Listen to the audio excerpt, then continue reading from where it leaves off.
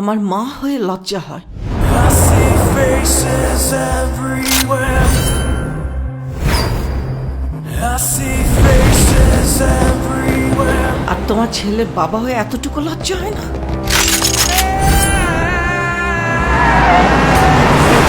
উনি একজন drug addicted.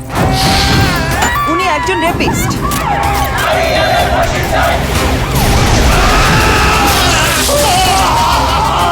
আপনার ছেলে একটা জানোয়ার।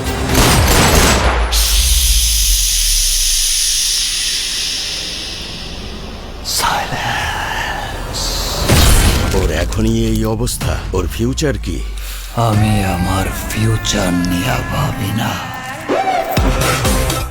অতীত নিয়েও ভাবি না।